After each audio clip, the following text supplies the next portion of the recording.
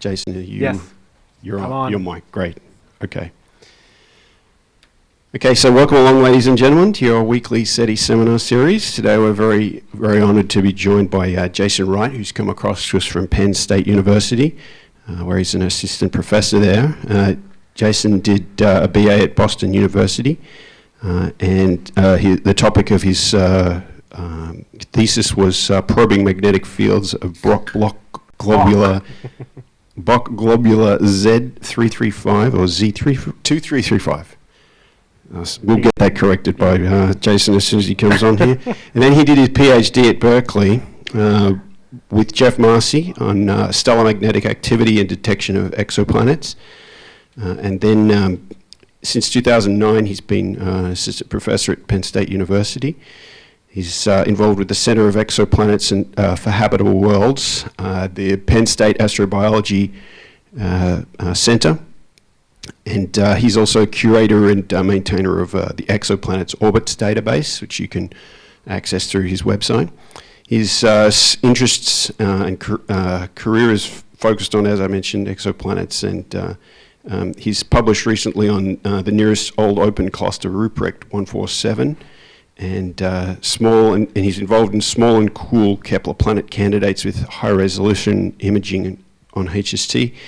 And very relevant to today's talk is some research into constraining abundance of Kardashev 2 and 3 type civilizations from large IR surveys, which I don't want to talk too much about, but I'm sure Jason's going to fill up the next hour for us with that topic.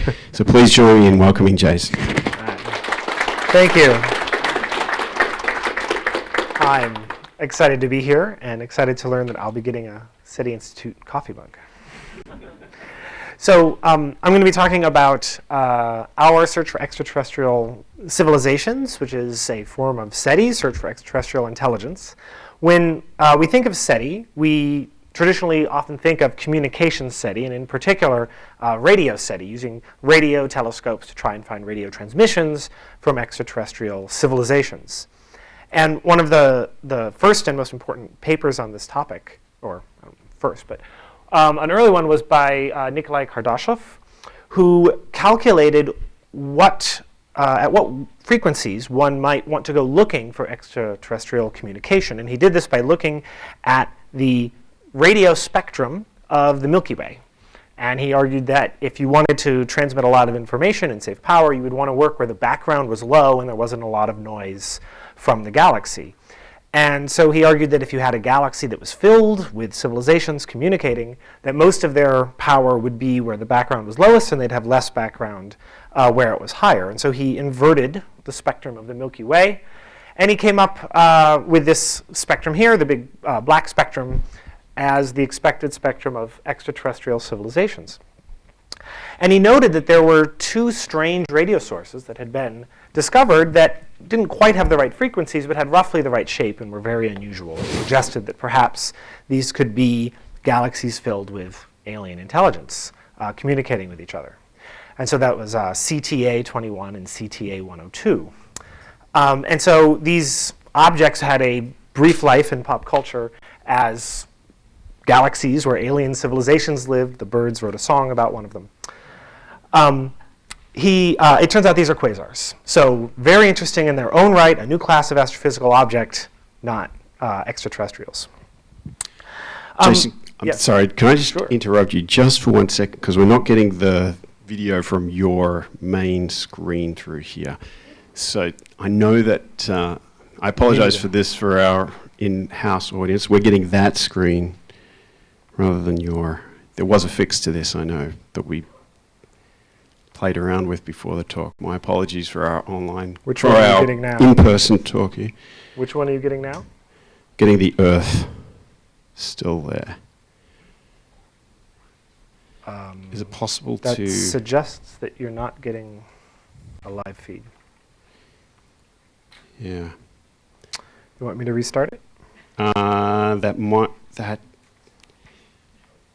try to restart. That how might did break it things. Pardon? That might break things if I restart. Yeah. Can you mirror it? Yeah. Is it possible to mirror them? All right. Okay. I will mirror it. Sorry.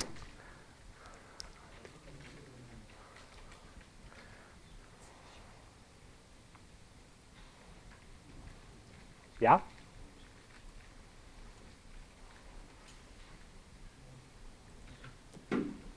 Still getting... Yeah, that's what I figured.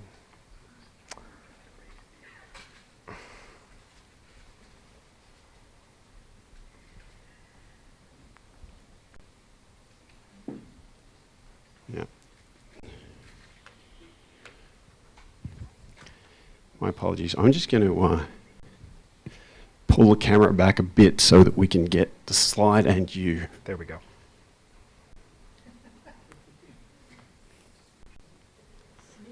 Yeah, well, it's not optimal, but... All right, that's good enough.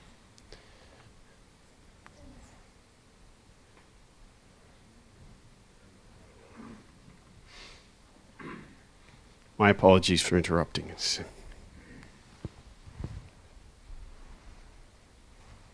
All set? All right. So, Kardashev was interested in calculating how loud radio transmissions would need to be. And so to calculate how loud the radio transmissions were, to see if we could detect them, he needed to estimate how much power an alien civilization would have available to it for transmission. And so he classified 3 types of, or scales of extraterrestrial civilizations by their total power supply available that in principle they could use to communicate. So a class 1 civilization on Kardashev's scale was equal to humanity's present day energy supply, I guess the 1964 energy supply. Class 2 was significantly more powerful. It envisioned a civilization that had at its disposal an entire solar luminosity, so it could command the energy of its star. And a class 3 civilization would have a galactic luminosity and could command all of the starlight in its entire galaxy in principle to try and estimate these transmission powers. So this is actually a very useful scale for describing how large alien civilizations might get. In this talk, I'm going to refer to it, but I'll use a slight modification of it. Instead of just referring to total power supply, we're going to use a looser definition for these things. Zubrin adopted it, so a K1, or type 1 Kardashev civilization, was a planet-spanning civilization that could command essentially all of the resources of a planet, including all of the starlight that falls onto the planet. So then a K2 would be a class 2 civilization that can command all of the resources of its stellar system, its solar system, and a significant fraction of the output of the star, even if it doesn't get all of it. And this is sort of a fanciful representation of what that might look like if you could harness a lot of stellar energy. And a K3 is a galaxy-spanning civilization or super civilization. So a pan-galactic civilization that commands most of the resources and energy of the galaxy. So when I say a K2, it's a circumstellar civilization, I mean. When I say K3, I mean an entire galaxy filled with an extraterrestrial civilization. So with that introduction, let's start with the big question. Where is everybody else? Where's everybody else? Enrico Fermi posed this question famously, and so it's often called the Fermi paradox, that if there's life throughout the universe, where is everybody? Because the time it would take them to get here, the time it would take them to cross the galaxy, is actually quite short compared to the age of the galaxy. So it seems like they should have been here already. And yet, evidence of alien civilization has not been discovered yet. And that is the Fermi paradox. It's been called the Great Silence. Space seems really quiet. In 1973, Michael Hart argued that the reason we don't hear anything is because we're alone. There's no one else in the Milky Way, and we're never going to find anything. And he divided other resolutions to the paradox, other reasons why we might not have detected alien civilizations, into 4 categories, which he argued were all very unlikely or very contrived. So the first category was a physical objection. You would argue that interstellar space travel is just infeasible. The stars are too far apart. You can't travel to other stars. And so you're stuck on the planet where life arose.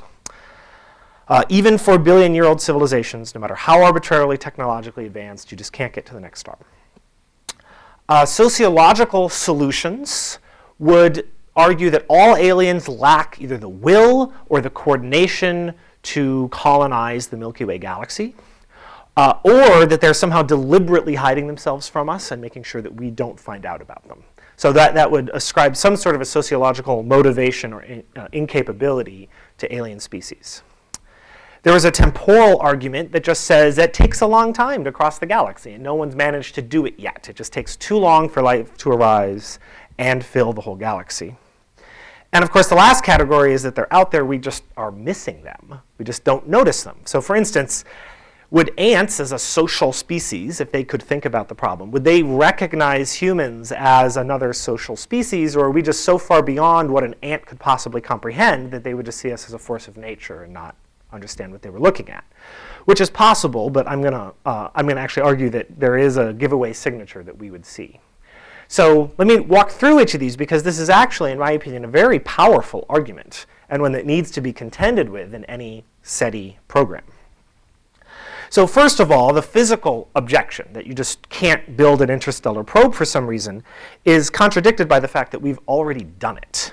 So within 80 years of developing powered flight, humanity launched what would become an interstellar probe in the Pioneer and eventually the Voyager spacecrafts. So you can certainly build interstellar probes. And if in 80 years you can do that, the step further to actually colonizing another star is a problem of engineering, but there's clearly no law of physics or ultimate engineering problem with launching interstellar spacecraft. So I think we can say that one, that's an objection that doesn't hold.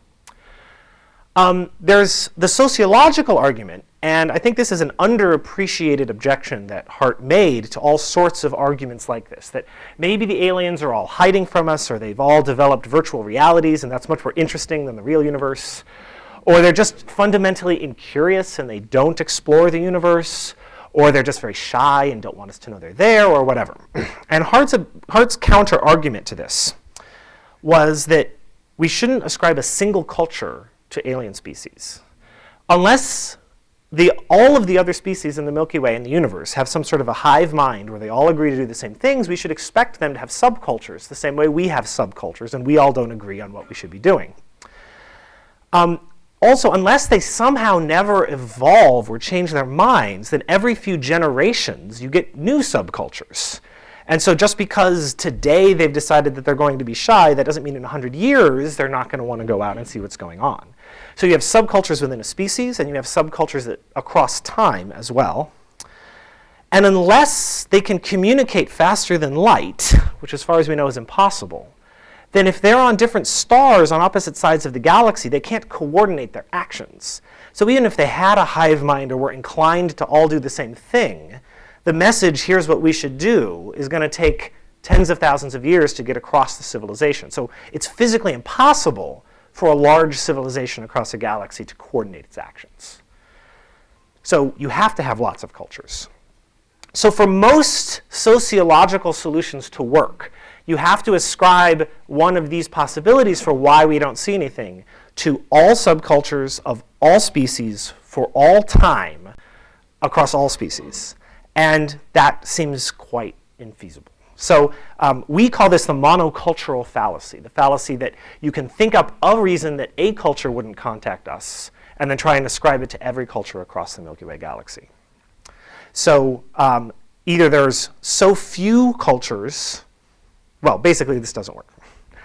The next argument was temporal, that perhaps they haven't had time, but they've certainly had time to fill the Milky Way galaxy.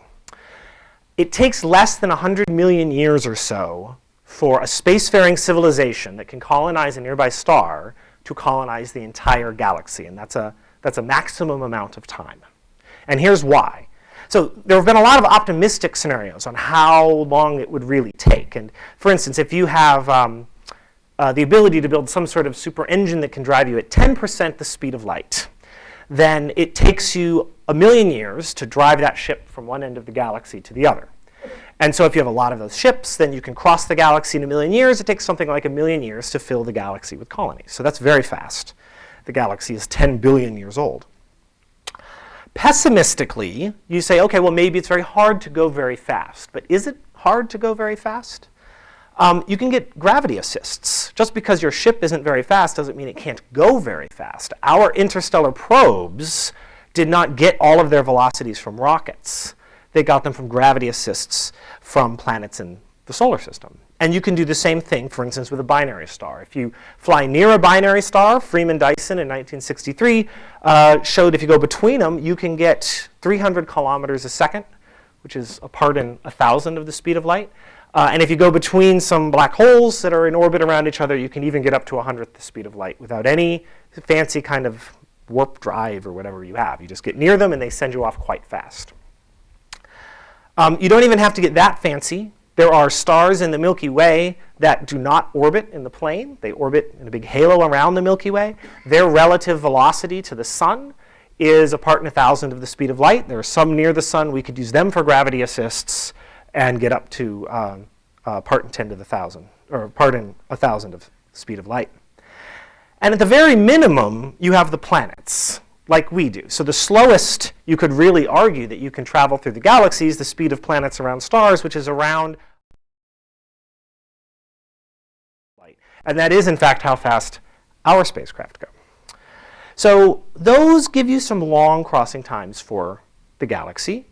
But it turns out even if you have very slow ships, you still populate the galaxy very quickly. The relevant speed at which a civilization is going to grow, if it can colonize nearby stars, is not the speed of the ships. It's the speed of the stars. So let's build a quick little model to illustrate what I mean. Let's just say we've got a colony, and it's going to start colonizing the stars near it. And they're very slow at building these ships. It takes them 10,000 years to get up the will and the organization to build a colony ship and send it off, but just to the nearest star. And let's say that they don't have any kind of special engines. They're just going to use the planets in their system, and their best cruise speed is the speed of planets, 30 kilometers a second. So that's the speed that we can send things at. So this is a pretty pessimistic assumption for a civilization that can build colony ships to go to another star. We'll assume pessimistically that they have zero technological advancement. They never get any better at doing what they do or speed up.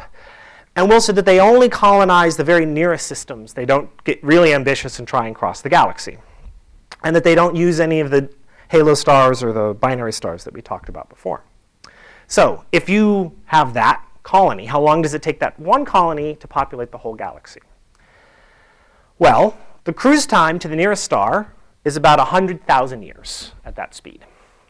In that time, you'll have launched 10 colony ships to the 10 nearest stars.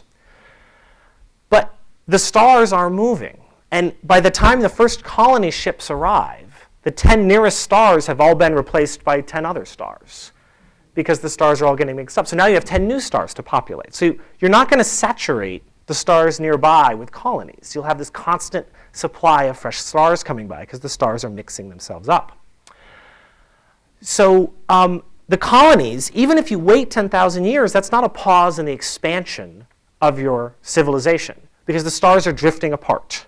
And they're all drifting apart at independent trajectories in different directions. And they are going to start populating their nearest stars, and then those stars will populate those stars. And so the civilization does not expand as a bubble. And you won't expect to see so-called Fermi bubbles or Fermi voids where this is the part of the galaxy that has this civilization and the rest of it doesn't. For slow ships, it's the stars themselves that spread the galaxy, and it mixes quite quickly. So the chances of actually catching a distant galaxy that's transitioning from a single spacefaring civilization to a pan-galactic civilization are very small because the transition only takes at most 100 million years, and they're 10 billion years old. So that's a 1% chance of catching it in the act. And if they have fast ships, the transition is faster, so the chances are smaller. So when you work out this reasoning, the corollary that Michael Hart argued was that nearly all galaxies should have either zero spacefaring civilizations, they never got off the ground, or they should be filled with spacefaring civilizations, and there should not be any in between. And therefore, he argued, the Milky Way is either filled with them, and for some reason we can't see them, or we are the first to arise in the Milky Way. So this is pretty pessimistic if we want to find alien civilizations in the Milky Way. And in fact, he was pretty pessimistic about the whole thing, and that was the reason he made the argument. But I'm going to argue the opposite. I say that this analysis is very optimistic. So Hart said communications SETI is, quote, probably a waste of time and money, which I very much disagree with. But unless spacefaring life is unique to Earth, and I mean unique in the universe, unless we really are the only civilization in the whole universe that's spacefaring, that if he's right, other galaxies should be filled with advanced civilizations. And so if we go looking for them, we should find them. And I'll argue that we can find them if they're out there. And of course, if he's wrong, then the Milky Way should be filled with circumstellar civilizations, and we should find them in the Milky Way. So either we should see galaxies filled with them and the Milky Way empty, or the Milky Way filled with them and other galaxies filled with them too, unless somehow we are really the only spacefaring civilization in the whole universe. So we should test this hypothesis. We shouldn't see this as, oh, we should stop, or oh, we should look. We should go out and follow both paths and see if we can find them in other galaxies and find them in the Milky Way. So the way I propose to do this is by using both communication SETI and what's sometimes called artifact SETI. My favorite example of artifact SETI comes from a paper by Luke Arnold in 2005. And he argued that spacefaring civilizations that need a huge amount of energy will build mega engineering projects around their stars. So K2 civilizations need to build big solar collectors, big energy radiators, and we should be able to see these in silhouette when they pass in front of the star. And so he pointed out that the Kepler spacecraft would be very sensitive to this sort of thing. So as a toy model, he said, imagine that there was some big engineering project that was not a circle. It wasn't a disk. It wasn't a sphere. Planets are spheres, and so they have circular cross-sections. So when a planet passes in front of the star, there's a characteristic signature of that.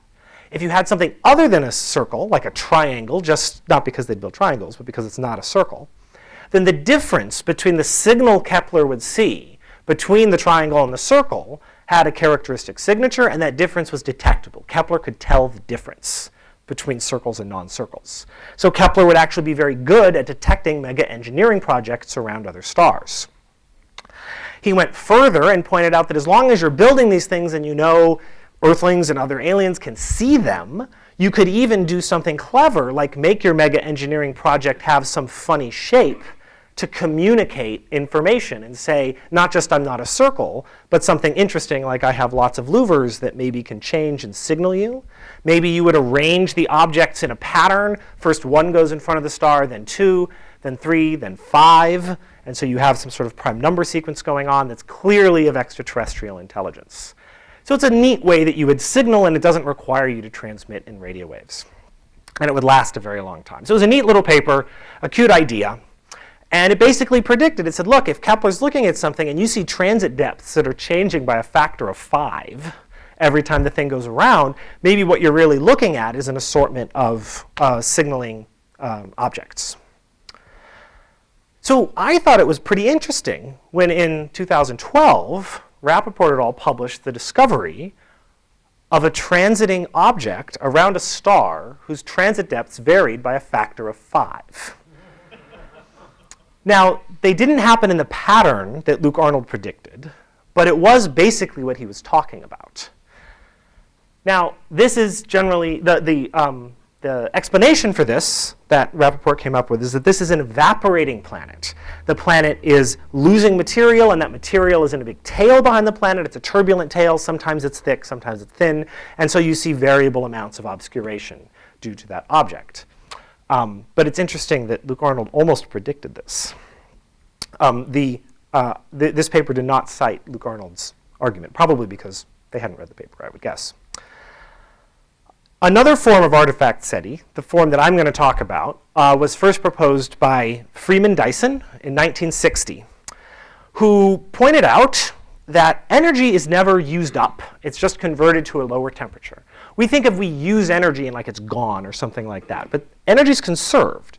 When my computer takes the energy from the power outlet and shows this talk and does calculations, when it's done with that energy, it has to get rid of that energy, and so my computer heats up. When you use up the energy from the breakfast you ate, you warm up and you radiate it away. You have to get rid of it, or you heat up and you melt. So if a civilization uses energy, that energy must emerge as waste heat in the infrared. And we say it's waste heat, but it doesn't mean that we've wasted it. We've used it quite well to do interesting work. We just can't keep it when we're done with it, or we'll heat up. So if a civilization, a K2, were using most of its star's energy, then the star, well, it wouldn't be radiating that energy away, so we'd see it being dimmer than it should be, or perhaps not there at all. But it would be a very bright infrared source, because that energy has been reprocessed by a civilization and is radiating away in the mid-infrared. And this is a totally general approach. There's no way out of this. If energy is used, it has to come out as mid-infrared radiation, and I'll justify that in a bit. So there are some real advantages to this approach in looking for extraterrestrial civilizations. It only assumes fundamental physics, really bottom of the pyramid fundamental physics. It assumes you have to conserve energy, and I'm comfortable with that assumption. It assumes the laws of thermodynamics, which are as fundamental as physics gets. And it also assumes, maybe more subtly, that there's no obvious new physics, that you can't somehow violate conservation of energy or thermodynamics or do something else in some special way that would avoid the heat that inevitably comes out from energy use. And the reason I say obvious is just because there's a way to do it, if there's any alien civilization that didn't figure it out, then we would detect them. So if you don't detect anyone, either everyone figured out how to hide, it's obvious and useful, or you're going to see someone. It also doesn't make any sociological assumptions about alien behavior or whether they would want to communicate or how they would try to communicate or what they would do, because you can't avoid using energy and you can't avoid getting rid of that energy once you've used it. It also can be applied out to extremely large distances. Radiation travels a long way, and you can actually detect the amount of waste heat or mid-infrared radiation coming off of galaxies at the edge of the universe. So this works very well. Now, this approach also has some disadvantages, which is why it's not what everybody always does all the time. It only really applies easily to very large power supplies. Stars themselves give off heat in mid-infrared. So the amount of power of a civilization has to be comparable to that of the star's natural emission, or you're not going to notice that it's there. So you're talking about really large power supplies, really large civilizations. I'll give Earth as an example, but right, a single planet's waste heat would not be obvious against the star. You would actually have to resolve the planet with a telescope, and we can't do that for small rocky planets close to their stars yet. Also, there's a lot of other reasons you would see mid-infrared radiation from a star or from a galaxy. So there's a lot of contamination from objects that have a lot of what astronomers call dust. It's more like smoke or soot. Very fine particles, but those particles absorb starlight and then they re-radiate, and some of that radiation, a small amount, comes out at mid-infrared wavelengths. So that's going to confuse things. Also, if you see something, it's a long road to prove it's alien in artifact SETI, because you haven't seen a signal. You haven't seen the prime numbers necessarily. You haven't seen something that's clearly intelligent. You've just seen something anomalous. And so you need to figure out what else it could be and rule out every conceivable naturalistic explanation. So for instance, when Rappaport discovered that object and saw the variable transit depths, they didn't jump to aliens. They looked for and found a very plausible naturalistic explanation. So this actually brings us to a philosophical challenge of SETI that anyone doing SETI has to contend with. Arthur Clarke asserted that any sufficiently advanced technology is indistinguishable from magic. So magic here is the suspension of natural law. right? There are physical laws that run the universe. There's natural explanations for everything. And if there's a sufficiently advanced alien technology, it will appear to violate those laws because they just know more about them than we do.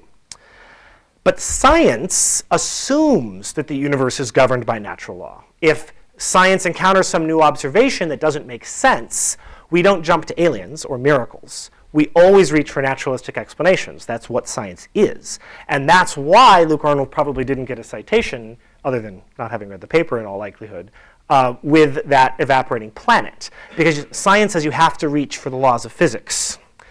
And so if Clark is right, then SETI risks, if you're not careful, being inherently unscientific. Because it assumes that you can identify an apparent suspension of natural law as such and say there's no way that that could be natural, that's got to be aliens. And if you don't do that, it leads to an aliens of the gaps kind of philosophy, right? Anything we don't understand, anything our models doesn't predict is aliens. And that's philosophically very problematic and unscientific. So with communication SETI, you avoid this because you're looking for signals that are clearly alien in nature. And there's a lot of ways to distinguish communication signals from natural signals in the radio. So we have communication SETI, we have artifact SETI. And I'm arguing that these are complementary approaches. Artifact SETI is hard-pressed to prove a phenomenon cannot be natural. Communication SETI is very hard because it has to cast what's really an impossibly wide net. It's been described as looking for fish in the ocean, thimbleful by thimbleful. You have so many different frequencies you could search for, duty cycles, bandwidths, powers, what targets you're going to look at. It's an enormous problem, and we have to look, but we're going to be looking for a very long time if the signals are not very common. And we just have no way of estimating how long it's going to take. So they're complementary. We should be using both to make sure the other is more successful. Artifact SETI can provide candidates. This star looks especially bright in the mid-infrared. Look at that one. For communication SETI, which can then jump to the end of the long line of reasoning of ruling out naturalistic explanations and say, aha, there's the radio signal. We've got it. It's aliens. And likewise, if communication SETI detects an anomalous signal, but it's not clearly filled with information, and we can't crack it, and it could maybe be natural, well, then artifact SETI can go looking for other evidence of alien technology and try to verify that that is what's going on or find the natural explanation for that. So we need to be doing both. So on the artifact SETI side, we're going to follow Dyson's approach and look for the waste heat from alien civilizations, which is where we get this funny symbol G-hat, which stands for glimpsing the heat from alien technologies. So this search is in 3 parts. Part 1 is we're going to look for K3s. We're going to look for whole galaxies filled with aliens, which Michael Hart, I would say, has to argue must exist out there. And we're going to do that around resolved galaxies. That is, we're going to use an infrared telescope called WISE, pictured here on the left, and another one called Spitzer on the right. And we're going to use their surveys and look for galaxies that are clearly extended, and we can really see if the whole galaxy has waste heat coming out of it. The second phase is a K2 search. We're going to look at stars in the Milky Way that shouldn't have mid-infrared excess but do. And then the third part is we're going to look for very distant galaxies that are just little points. And that turns out to be a different kind of search with different kinds of problems and opportunities.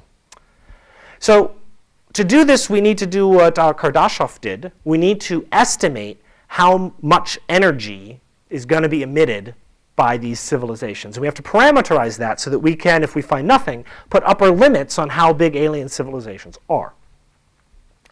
So this is our parameterization. Alpha is A for absorption. It's how much power an alien civilization collects from its star. Epsilon is energy. It's how much energy they're generating by other means. So it could be nuclear or coal or anything other than collecting sunlight. Gamma is how much power they're giving off as thermal photons. It's their waste heat power, and that's what we're looking for. We're looking for their waste heat coming out. And then nu is all the other ways you can get rid of energy. So we don't get rid of all of our energy by waste heat. Sometimes we put the energy into a big radio transmitter and we beam signals into space. So that's communication SETI. And alpha and gamma are artifact SETI. So with artifacts, you look for starlight that's been blocked, like Luke Arnold did. You look for the waste heat coming out, like we're doing. And with communication SETI, you're looking for other ways that the power could come out. We also have to talk about how hot the waste heat is. If we want to know how much we're going to see, how warm do their factories and computers and bodies get when they give off all of that energy? That's the waste heat temperature. And conservation of energy tells us that all the energy they generate, alpha plus epsilon, has to equal all the energy they give away. And if those don't balance, then they're gaining or losing energy, and they can't maintain that for very long. So we can estimate how much waste heat should come out and how much power they have available for radio transmission from how much energy that they generate. And because I don't want to work in megawatts, I'm going to normalize everything by the amount of starlight available.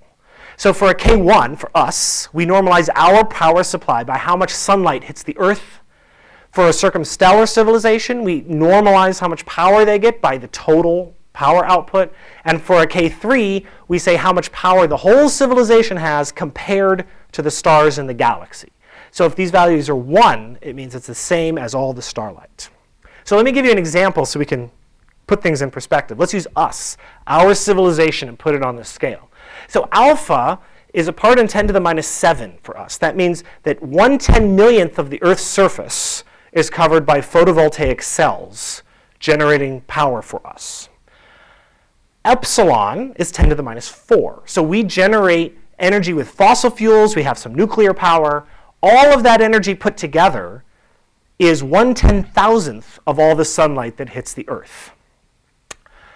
We re-radiate practically all of that into space. We keep or turn into radio waves or something, almost none of it on this scale. So the waste heat we generate is a part in 10 to the 4, and the radio transmissions on this scale are very, very small. I don't know how to estimate them. They're so small. And the temperature is around 300 kelvins to 50 kelvins, something like that. So that gamma number means that the Earth has an excess of heat that it gives off because we're generating energy with fossil fuels that it wouldn't have otherwise. This isn't greenhouse warming. Greenhouse warming is an insulation effect. This is actual direct heating of the Earth by power plants and computers and everything in our cars and everything else that we do to generate energy. So the Earth is a little brighter than it should be by a part in 10 to the 4, which is very, very small, and no one would ever really notice looking at us from afar, but we're not a very big civilization yet. So if you want to find this stuff in the mid-infrared, you need the waste heat temperature to be around 300 Kelvin or so, hundreds of Kelvin. If it's too cold, then you won't notice it because the waste heat is so far in the infrared, it's so red that you wouldn't notice it. So what are realistic values? It might seem crazy to guess how warm the factories of alien civilizations might be, but it turns out fundamental physics can put a pretty good constraint on this, which is kind of surprising. So the reason an alien civilization might operate at very low temperatures has to do with a thermodynamical argument about the maximum thermodynamic efficiency possible. You might think that a huge civilization, very advanced, starved for energy, could operate extremely efficiently and try to minimize all that waste heat coming out. And to do that, it has to lower its waste heat temperature by the laws of thermodynamics compared to the star that generated the energy. So they also have to do something to get rid of this energy. And the thing is, if they go to very low temperatures, so they're extremely efficient, the efficiency goes as 1 minus the waste heat temperature over the other temperature. So if the waste heat temperature is small, they're very efficient. But to go to low waste heat temperatures means they have to be very big. And the reason is if you want to radiate waste heat away, then the amount of area you need to get rid of a given amount of energy scales as the waste heat temperature to the 4th power. It's very steep. And so that means that if you want to increase your efficiency from 90% to 99%, so you've already got a big 1 AU sphere around your star, you're using all the energy, you say, hey, we're wasting some energy. Let's use that last 9 of the last 10% that we're missing. Then you have to increase your area by a factor of 10 to the 4th. So you've already done all this work to get 90% of the energy you can. And if you want to get the next 10%, you have to do all that work 10,000 more times over. That's a very steep marginal cost for a little bit of energy. So it's uncertain what the optimal size of this sphere that's radiating or all these surfaces is. But it's probably somewhere around where you have things like solid metal and things like that around the temperature of the Earth or so. So as long as it's within about 150 Kelvin to 600 Kelvin, that's a factor of 250 in engineering difficulty, you're probably going to have your peak emission at somewhere between 5 and 30 microns, which is right in the mid-infrared. So there's a huge range of engineering difficulty that's all captured at mid-infrared radiation. So that's my argument that we should be sensitive with these telescopes to just about any alien civilization. So I've argued it's all going to come from starlight, that they're not going to have some other way of generating energy. The reason for that is that there's as much energy available in sunlight as in any other source in the solar system. The sunlight over the sun's life is 10 to the 51 ergs of energy. The mass energy of all of the planets put together is, even if it were perfect, it would be about the same. If you had some efficiency factor in how well you can extract the energy, you're turning the mass into energy through fusion or something like that. That only gives you something like 10 to the 48 to 10 to the 50 ergs. It's a fraction of that. If you want to burn the planets, the chemical energy available is many orders of magnitude smaller. The kinetic energy is smaller. The only superior source of energy to sunlight is the sun itself, if you converted the sun into energy. But the sun's already doing that. That's what nuclear fusion is. And so sunlight, the sun, the stars really are the best source of energy in the galaxy. So then, would you really expect a civilization to need that much energy? I mean, we've only had a galaxy and stars for 10 billion years. Is that enough time for a civilization to grow so hungry that it would use that much energy? And the answer is definitely enough. Let's use humanity as a case study. Here's how much energy humanity has used in the last few centuries. And this is a logarithmic y-axis. So straight lines on this plot are exponential growth. The energy use of the United States has tracked its population pretty well, growing at about 3% a year, doubling every 30 years, giving you a factor of 10 every century. So if we kept this up and we did it all with fossil fuels, we'd have a horrible environmental catastrophe. If we did it with solar power, which is what I'm arguing you have to do in the long run, you're going to hit a limit really fast. Right now, we use a part in 10 to the 4 of all the sunlight. Our energy use goes up by a factor of 10 every century. So we have 4 centuries left before we need solar panels to cover 100% of the Earth's surface. We're about to hit a hard limit. Now, we could switch to fusion power or something, but we still have to get rid of that heat. Remember, we're heating the Earth with this energy. So 400 years, we have alpha equals 1. How long until we need the whole sun at that pace? It's about 1,400 years. And we need the entire sun. And it gets worse because exponential growth is very fast. The next factor of 10 comes in a millennium. And so in 2,400 years, we need every photon of all 200 billion stars in the whole galaxy. This is not going to happen in 2,400 years. I said it takes a long time to fill the galaxy. The point is, we're going to hit technological limits in a cosmic time scale, almost no time at all. We run right up to some limit, like we're generating too much energy, and then we need more technology. And when we get the more technology, we'll start climbing this curve again. And in fact, it's already happening. Japan doesn't have a lot of land area, but it needs a huge amount of power. And nuclear power in Japan is not very popular right now. And so they're looking into solar panels. They don't have enough room for them, so they're going to put them in space. This is a real plan by the Japanese Space Agency to put solar panels in space and beam the energy back down to Earth in Japan, where they can then use this energy. What they're effectively doing is collecting extra sunlight. And this is what we're going to have to do. We're going to have to expand off of the Earth and collect extra sunlight. Now, if you do this, it won't work because you're just focusing sunlight back on the Earth and you're just going to heat it up, and that doesn't help. But you don't need the energy here. A lot of the energy we use is in things like giant data centers that use huge amount of energy to calculate our lives and do all of the work that we do. And there's no reason depending on what they're doing, those data centers don't have to be here. You could keep them up there and just send the information down. Or you could go up there. Maybe you're on the moon, maybe you're on Mars, maybe you're on a space station, and you go up there and use the energy. And so before you know it, once you have that technology, you're climbing that exponential curve again, and you're headed toward using all the sunlight that there is. So Can you use all the sunlight? There's no physical limitation here. Available mass isn't a problem. There's enough mass in Jupiter to do it. That would be hard, but it's just energy. We've got energy. So you can build, in principle, enough collectors, 5 meters thick if you want, to collect all the sunlight that reaches the distance of Earth from the sun. And it doesn't have to be a solid structure. This is sometimes called a Dyson sphere, after Freeman Dyson. But you shouldn't be thinking of a solid sphere around a star. That's not necessary. It's probably not possible. You just need a lot of collectors, a lot of people going after energy. And every other limitation you can think of that would stop us, you can overcome with energy. If you need more of something, energy will give it to you. You can get more food, you can get more water, you can get more anything you want if you apply energy.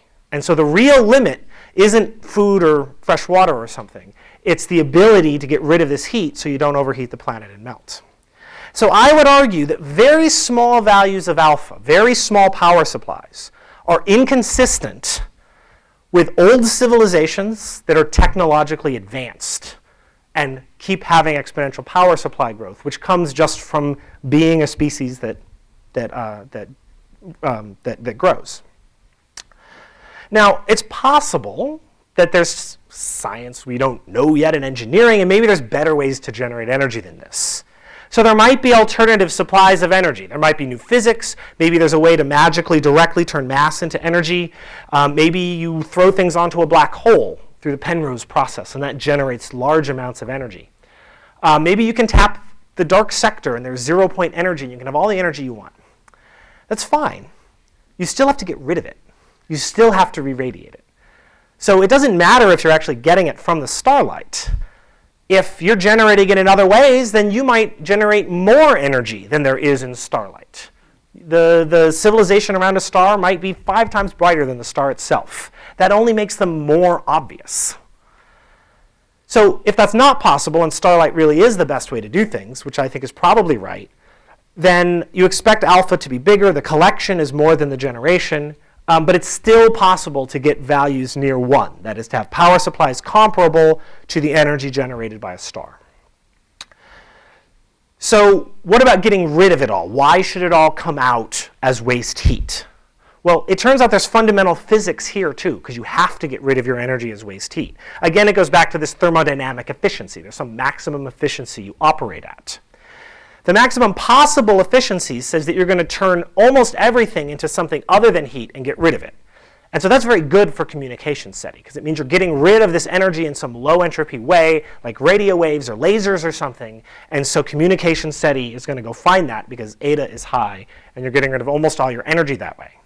But even then, you have to get rid of the minimum waste heat, which is your total luminosity, and it scales with your temperature, which I've already argued is not going to be very, very low. So even then, minimum about 5% of your total luminosity. So we should expect, I think, that very old, large civilizations should have a lot of waste heat that they're giving off.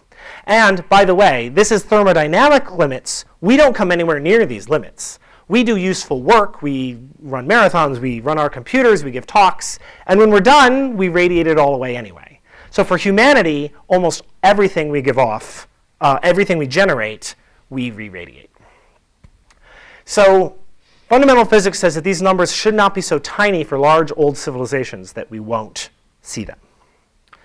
So this is how we're going to go find them. Let's get really technical now and look at the spectrum that you would see from a large civilization. Just this slide. I'll show a picture next. So for large civilizations that are all waste heat like us, we can approximate the flux. We say that the starlight gives off some energy. Some of that is absorbed. It's re-radiated as waste heat. There's a t to the 4th factor because the waste heat is brighter because it's colder. And if we do an order of magnitude assumption, then what we can see is that the flux in the mid-infrared goes as the waste heat temperature to the -3rd power. The point is, when T waste is very small, that is, like on Earth, you have a waste heat temperature of something like 250 Kelvin, compared to the star, which is very hot, then you convert a lot of flux from the optical into the mid-infrared, and things get very, very bright very, very fast, by factors in my 2 examples here of 400 or 4,000, depending on how much energy they're using. So this is what it looks like. This is a spectrum of a elliptical galaxy. That's a galaxy without a lot of dust. It's mostly just naked stars in black, an old elliptical galaxy. On the left is short wavelengths, in particular optical light that you can see with your eyes, and on the right are infrared wavelengths. And what you see is in the vertical purple bands, that's where the WISE satellite that we're using can detect emission. The bump all the way on the right by 100 microns is dust. Dust gives off a lot of long wavelength light. If 1% of the starlight in that galaxy were being reprocessed by an alien civilization, just 1%, then the mid-infrared radiation that WISE detects would jump from the black curve to the red curve. WISE can tell if there is 1% of the starlight in that galaxy being reprocessed by aliens. Now, it's not that simple. Seeing in excess doesn't mean you see aliens. And the reason is dust. Here's a spiral galaxy. The spiral galaxy has a lot more dust, and so the far infrared flux is much higher. The mid-infrared flux is also higher. It's consistent with 10% of the starlight being reprocessed by aliens. So if you see a spiral with all this mid-infrared light, it could be that 10% of the light's in aliens, or it could just be that it has a lot of dust like most spirals do. So this is our confounder. This is the problem, that we're going to see mid-infrared radiation from things other than aliens. But these two spectra are not identical. There are still big differences that give away the dust. The first is that the dust has this very funny spectrum in the mid-infrared. This is from polycyclic aromatic hydrocarbons. It's a particular kind of dust, and it's very characteristic. So if you can take a spectrum of a galaxy, then you can say, oh, that's dust. That's not aliens. Never mind. And move on to the next one. The next big difference is that dust generally comes with molecules. Molecules have a lot of radio features, and radio is way off the edge here. But radio telescopes can see, oh, I see carbon monoxide. That's just dust. Don't worry about that mid-infrared light. And then, of course, there's this enormous difference here by a factor of 200 in the far infrared flux between the two scenarios. And so you could also use a far infrared survey to distinguish. Unfortunately, we don't have a very sensitive far infrared survey yet. But when we get one, it'll be an excellent diagnostic of this sort of thing. Now, if you do see a huge amount of mid-infrared radiation, that doesn't mean aliens, even if it's much more than this, because there are really dusty galaxies. So here's an extreme case of a nearby starburst galaxy, an ultraluminous infrared galaxy called ARP-220, and it has a huge amount of dust. But even so, if 90% of the starlight were being reprocessed into the mid-infrared, that would still be more than this extremely starbursty, dusty galaxy. And so in this case, what you can do is put some upper limit. You say, well, the dustiest galaxies have mid-infrared to optical ratios that go up this high. If we see more than that, that's beyond any natural source. That's a really suspicious object, and we should go point our radio telescopes at it. So that's what we're going to do. We're going to look at stars, we're going to look at galaxies, and we're going to look for excess mid-infrared radiation. And when we find something interesting, we'll follow it up and try and find out if it's dust or not. Now, if we look at a star, it's going to be pretty tricky, because stars can actually get much more red than whole galaxies can, and almost arbitrarily mid-infrared bright. But we'll be saved because a mission that is supposed to have launched by now, but has been delayed by at least a month, called Gaia, will tell us how far away stars in the galaxies in the Milky Way are. And so if we see a red star and we're like, wow, that's a lot of mid-infrared light, I'm very suspicious of that, Gaia will tell us how far away it is. And if it's very, very, very far away, then it's probably either a distant galaxy that's been redshifted by cosmology, or it's some sort of extremely dusty giant star. There are these carbon stars and post-asymptotic giant branch stars that are very dusty, but they're also extremely luminous. And so Gaia will tell us, oh, don't worry about that, that's a giant star. What we're looking for is something that's roughly the brightness of the luminosity of the sun that's got too much mid-infrared radiation. So Gaia will let us split between zero parallax stars, very distant objects that are galaxies, and we can study them as galaxies. Giant stars, which are probably giant dusty stars, and they're a low priority for follow-up. And things that are more like the solar luminosity, which are excellent candidates for follow-up. And in that case, we can go ahead and take our mid-infrared spectra, and we can look and see if they're in a part of the galaxy where there's known to be a lot of dust in the star-forming region, or something like that. But for the extended sources, for galaxies, it's simpler. If WISE looks up and it sees this dusty galaxy, this red galaxy, well, we know that if they're extended, they've got to be galaxies, and if they're above the galactic plane, then they can't just be extended star-forming regions in the Milky Way. So that's going to say they're definitely galaxies. And galaxies only get so red. They only have so much mid-infrared radiation. So we can find the extreme ones. The very largest K3s with the most energy will outshine the dustiest galaxies, and we'll either detect them right away or say they don't exist. And if they're really well resolved, then we'll be able to actually use the morphology of the mid-infrared emission. And this is an idea that I got from Dick Kerrigan, who also works on this kind of artifact study. Let's look at this galaxy. We'll turn on our mid-infrared goggles. There it is in the mid-infrared. Now, the galaxy there at the bottom is an elliptical galaxy. It hardly has any mid-infrared emission. That's why it looks blue in this image. And that's like that first example I showed. We can rule out the existence of large extraterrestrial civilizations in that galaxy at the bottom using more than a few % of the starlight. They aren't there. Now, in the big spiral, it's harder. It's filled with mid-infrared emission. That's the dust. But you can look at it. That's the dust. Galaxies, stars mix themselves. So if that were an alien civilization, it would be everywhere. But it's not. It's clearly confined to the spiral arms where you expect dust. So you can also put a limit on that galaxy and say this, Andromeda, does not have a large extraterrestrial civilization with huge amounts of energy. So we can make this a little more formal in this, which is called a color plot. We look at the amount of emission that's appearing at different wavelengths in the bands of WISE, the first band, the second band, W1, W2. The point is that if things are very cold, they have a lot more long emission than short emission, more infrared, far infrared than mid-infrared than near-infrared. It'll be to the right and it'll be up to the top. Things that have very little dust or little mid-infrared emission will be in the lower left. So stars and elliptical galaxies don't have a lot of mid-infrared emission. They're in the lower left by 0, 0. And as you move up and right, you find things that are dustier and dustier. Where do K3 civilizations live? Well, it depends on their temperature, and it depends on alpha or gamma, what fraction they're using. If they're not using any energy from the starlight, well, it's just a naked star, so they sit at 0, 0.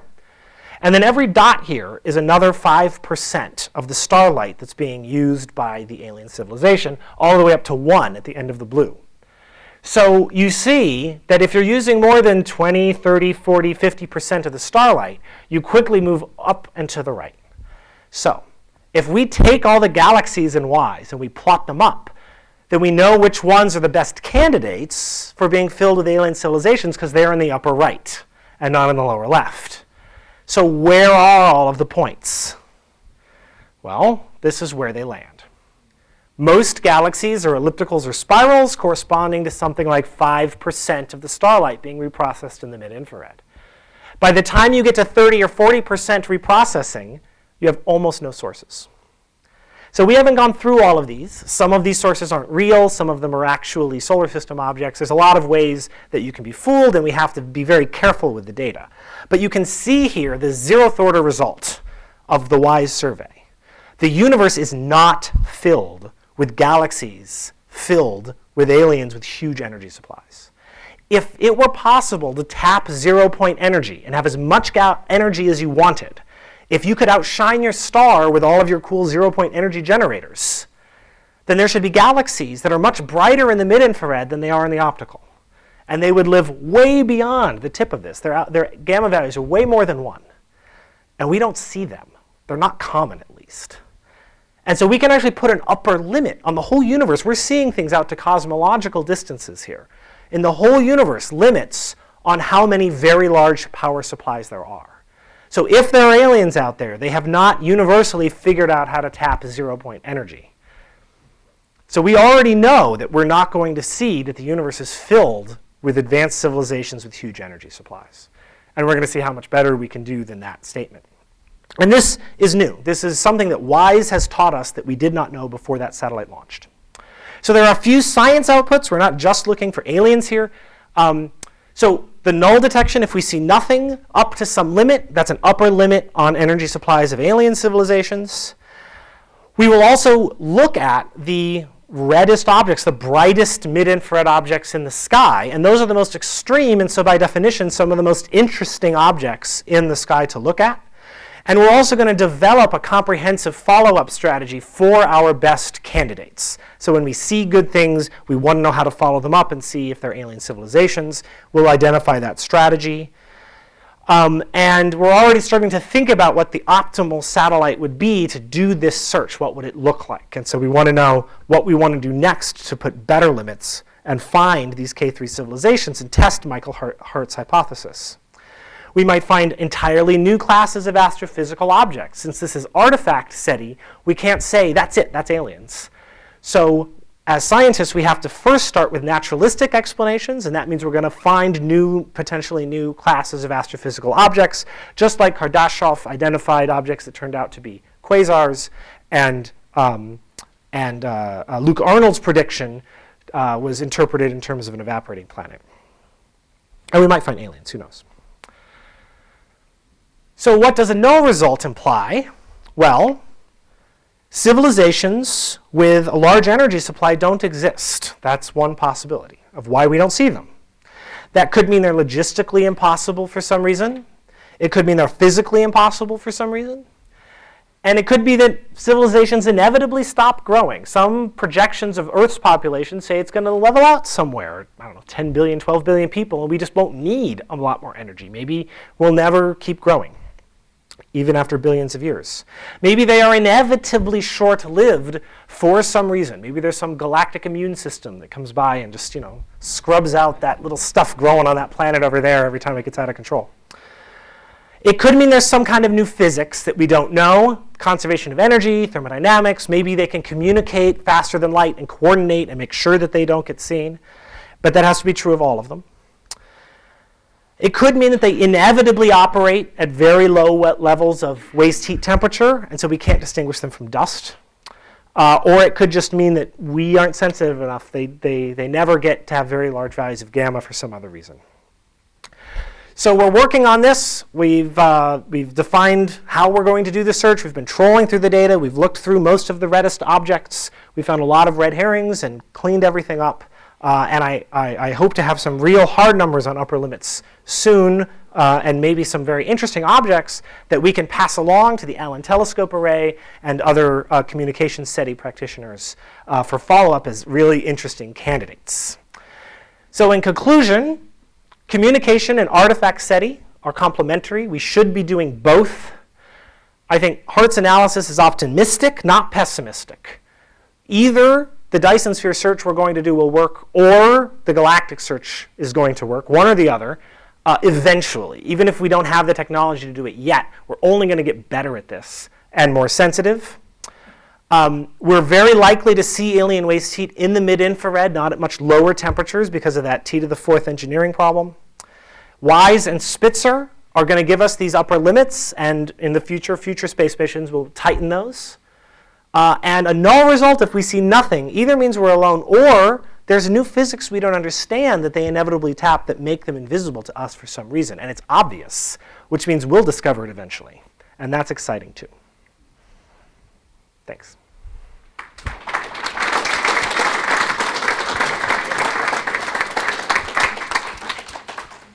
I don't think there'll be any questions after this. Look, no, that's why I'm going to ask one while everybody's thinking of their question. So, Jason, well, I was wondering if perhaps it might be possible for the Dyson sphere civilization to collect that energy and re-radiate it specifically in just one direction. Exactly. To beam their heat away, at least to reduce their own detectability, to people like us. If you beam the energy, you lower your efficiency. That's expensive. So that's energy you didn't use. So you could collect a lot of energy and then use that energy to beam that energy away. But then why did you collect it in the first place? Yeah. So you can, but it doesn't sort of make sense as something that you would spend a lot of engineering effort doing. Unless you did really want to hide yourself. That's true. although you're not accomplishing anything by hiding yourself that way. You're creating a lot of energy that might give you away and then using it to hide yourself. Right. Oh, you could use the energy to drive a starship. You can use the solar radiation to move the whole star in like a stellar engine, it's been called. The other thing, though, is that's low entropy radiation, and that looks a lot like communication SETI. Mm-hmm. That's the sort of thing you might look for in the optical. Right. Yeah.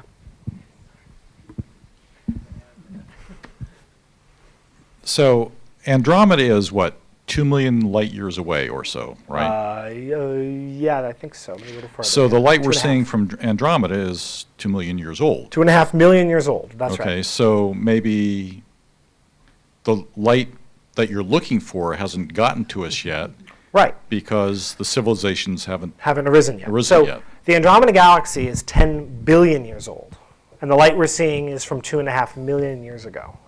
So it's a factor of 1,000. So we're seeing as it was 1/1000th of its life ago. So it'd sort of be like, you know, me looking at you from, I don't know what it works out to, a week ago or something like that. You're more or less the same.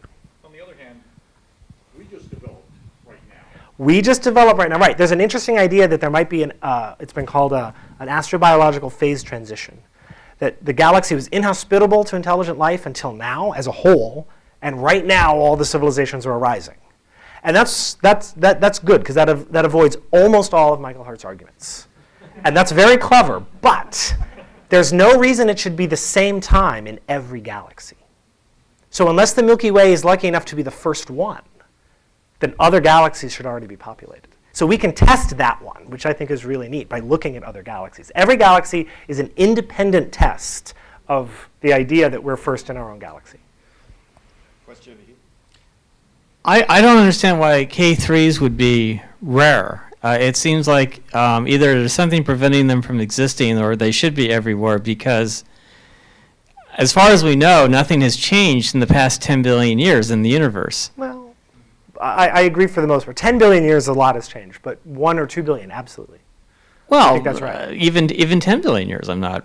I mean, I suppose there's been more stellar processing of People metals. talk about supernova rates, gamma ray burst rates, density of amount of star formation and stuff. But I agree. I think that's right. But the astrobiological phase transition argument argues something new. But I think you're right. I agree. I mean, the Earth's been Not much has changed in 10 billion years. The Earth's I been agree. stable for 3 billion years, and that seems more than enough time for a K3 civilization to I arise. agree. This puzzle is why it's called a paradox. It really should be. They should be there.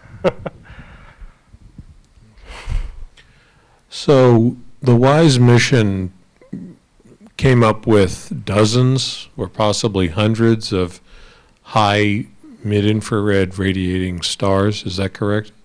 Well, depending on how high you want to go, it's found a lot of very Yeah. mid-infrared bright objects. Yes, that's right. And the vast majority of these are associated with star-forming regions. That's right. Protostars and young stellar objects and things like that. And carbon stars, planetary nebulae, it turns out, are extremely mid-infrared bright. Right, of course. So what's the best candidates? I mean, do you have like a handful of them that look reasonable, that So it's- nice old stars? So the best candidates right now look a lot like the worst candidates, except no one's ever noticed them before. So the best candidates, we go, oh, that's amazing. That's exactly what we were looking for. And then we look in the literature, and it's this very well-known, well-studied carbon star, like super famous. And everyone has taken spectra, and it's clearly just a carbon star. And then we see another thing that looks just like it. And it's still exactly what we were looking for, but no one's ever studied it before. So it's probably a carbon star.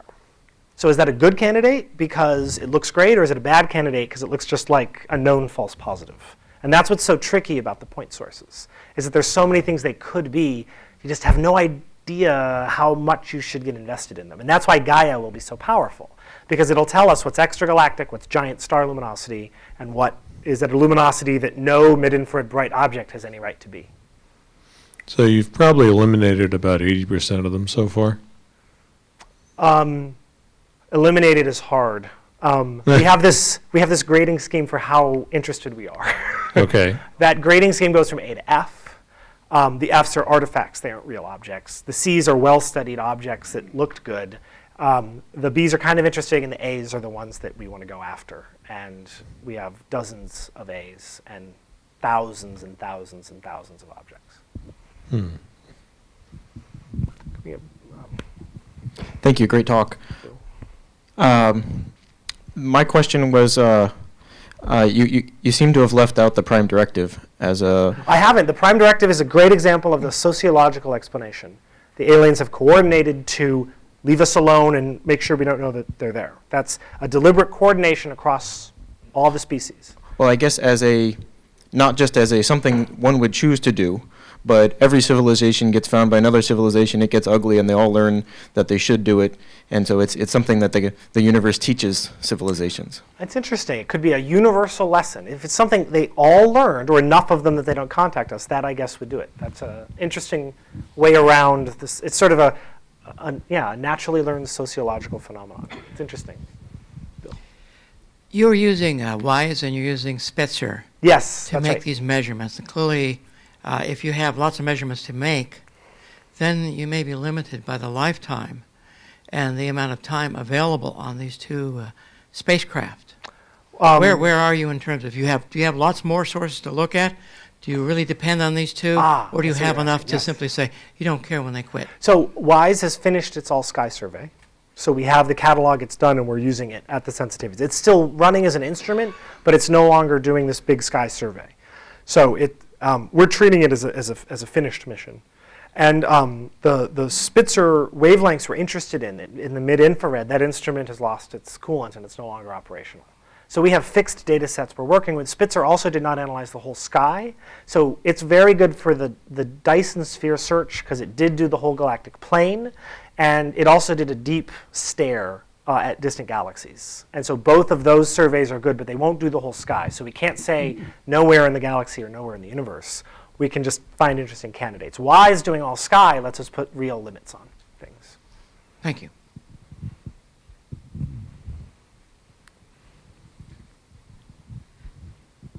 Thank you, Adrian. Very nice talk. The motivation here is that for a better lifestyle, you use more energy. And there's no doubt that that's very heavily correlated with our experience here. I'm not sure that once you invent machine intelligence, whether that paradigm continues. But let's assume that it does. Sure. Why wouldn't the really advanced society, this is just a suggestion where you might look, really advanced society say, look, the heck with G-type stars, M-dwarfs, whatever. Let's go where the energy is. Black Those are holes. black holes, but those are hard to find and rare. But there are bright stars around, and they'll put out 10,000 times, of course, as much energy. And if you happen to have a bright star in a very cold area, like in a Bach globule, which you know something about, right? Yes. Then you've got a tremendously better heat sink and a bright energy source. Maybe you should look there. I'm not sure the Bach globule is a better heat sink than the CMB. I mean, a Oh, star. well, the CMB would, be great, but Right, I mean, that may be a that's our long heat trip. sink. Yeah, That's you get our out of the heat sink galaxy. right there. Right? That's how the sun cools. I'm just comparing it with the general interstellar medium. So that's a good, yes, I agree that civilizations might find very massive stars or very young stars or black holes or the central black hole, the galaxies, as wonderful places to be. But unless they all go there, we should see the ones around ordinary stars too. So if you're a civilization living around this star, unless you pack everyone up and leave to go to that bright star, then we should see the ones that didn't leave around that star. So again, it's the monocultural thing. Do they all do that or just a few? It's a problem of alien psychology, I guess. Yes. If WISE and Spitzer were pointed back at us, Yes. how far out could they detect us? So there's detect and tell that something was anomalous. At our presence on Earth, in terms of the waste heat, increases the Earth's mid-infrared brightness by 0.01%.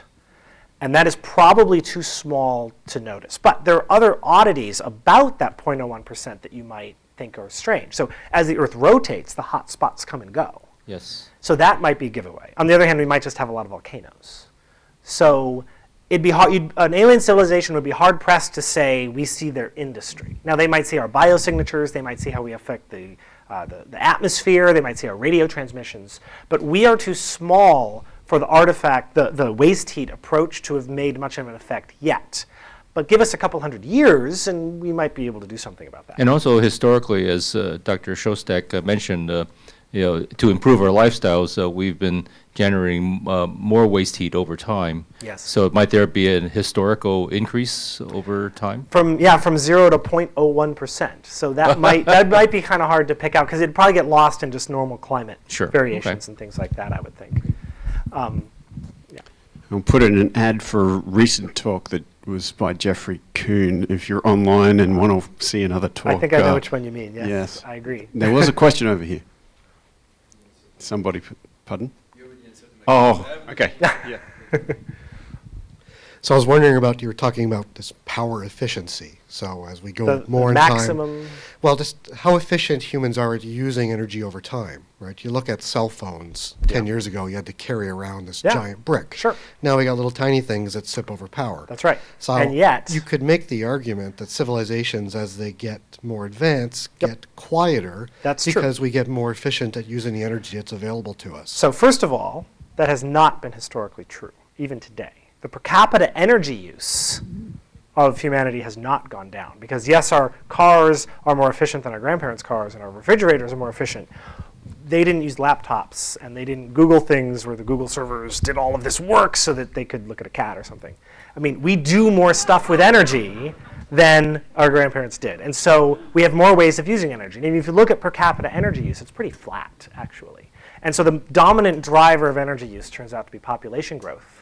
And as more of the world gets more developed and as our insatiable appetite for cat videos just grows and grows, we'll just keep using more and more energy. The other argument I would make is efficiency is sort of linear, right? It's like how efficient is your car? It's 90%, or it's 10%, it's 20%, it's 90%. Energy growth is exponential.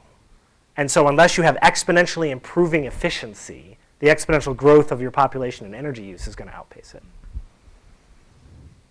Jason, we have a couple of online questions. Actually, we probably have more online questions than we can get to tonight, but Okay. I'll be directing you to answer those after the fact. But here's one. When we're looking back at civilizations across the universe, are we not looking backward in time? Are we hoping that the aliens beat us at the race of evolution towards intelligent life? Right. And I would argue that the look back time involved is small compared to the age of the galaxies and the likely age of the civilization. So again, it's the amount of time we're looking back is not that long in a cosmic sense. So unless they just happen to arise in the last few million years, which is unlikely, we're not going to miss them because of look back time. Yeah. Okay. I'll be directing you to a couple more of those questions, and Okay. we have a final We have a question. couple of questions. Frank, did you have one here? No. Oh, too busy Googling. Yeah, we may not even have a single example of a civilization that has achieved a stable existence. Oh, that's sure true. Yeah, I and agree. so it's is it possible then that a stable civilization will end up inevitably stopping its growth at a certain point, Right. just because of the limits to growth on the home planet? Sure. And those limits include maintaining a healthy biosphere, which Right. cannot be maintained healthy by growing exponentially. Yes. Okay. So these are good concerns. There's two things I want to say. One is we could obviously destroy ourselves and never launch a colony ship. That's definitely a possibility.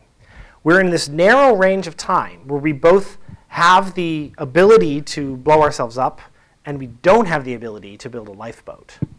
But as soon as we have a moon base, then it's self-sufficient, then even if you nuked the whole planet, you still have the moon base and you can come back later or go to Mars. And once you're on Mars, you can't even conveniently get rid of the moon base even if you wanted to because Mars is far away. Once you're around a nearby star, you're now 100,000 light years away and now you have independent colonies. So we're in the narrow range where we have nukes but we don't have colony ships. And once you have colony ships, you've got to be basically immortal. There's basically no way to get rid of all of these civilizations all over the galaxy at once. Now, you also talked about population growth, and if that's stable, then why would you necessarily go out? But it's not population pressure that drives colonies, right? If you have 20 billion people on the planet and that's too many, building a colony ship and going to Mars doesn't relieve the pressure, because you're not going to move 10 billion people. And even if you did, you're going to double your population before you've set up the other colony. So population pressure isn't what drives colonization, because it doesn't help the problem. And the people that go and colonize aren't, it's crowded here. They're like, I want to live over there. And so even if we achieve stable population, that doesn't mean that we're not going to go to other stars, I think. That would be my answer. I saw some designs for adiabatic computing that allows you to use no energy for computation. Are you familiar with any of those? I'm not, but I believe you. Wouldn't it make sense that an advanced civilization would come up with a design like that? In that case, then they would not use energy to do computation because the computations are free. But that doesn't mean they won't use energy. Also, the other question is, if you were an advanced civilization you wanted to hide, wouldn't you probably locate the telescopes of the civilizations that are trying to search for civilizations and try to do simulations that would appear as if there's no civilization to discuss? Wouldn't it be like much more energy efficient than You mean like I think, this is like sometimes putting called, I think, glasses over your telescopes? the in a way planetarium hypothesis, that we're inside a big planetarium, and what's really going on is very different. You lift up the screen, and oh, there are all the aliens. Yeah, so is it possible maybe to like... That's right. Yes. Wouldn't it be much more energy efficient to do that? So there's one class there's one class of solution I left out, which is sometimes called the solipsistic class, which says you simply cannot trust what you see. So either we're in a planetarium, or we're all in the matrix, or whatever, and that we just can't trust our observations. And I don't know what to do about that. It's possible, but I don't know.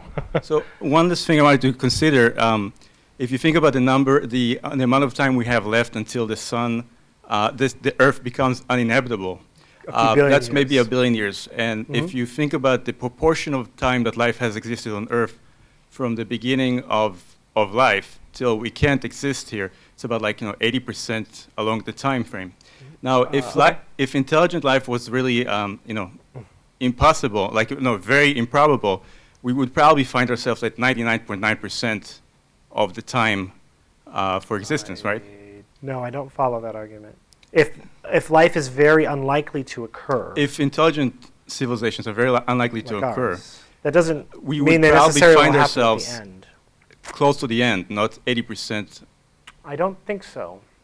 You've got a lot of star years where it could arise throughout the galaxy, and you throw a dart in and our you hit existence, one. Essentially.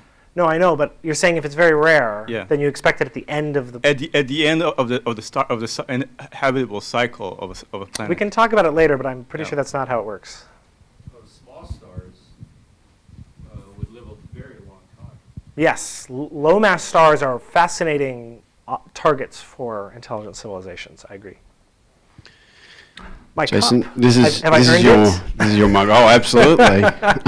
And it gives me a chance. You said you talked about immortality and the challenges there. Those robots there are living the life of Ryan, and they're speaking the Drake equation to each other. I see. Very relevant to your talk, Indeed. I'd say. Please join me in thanking Jason for his great talk. Thank you.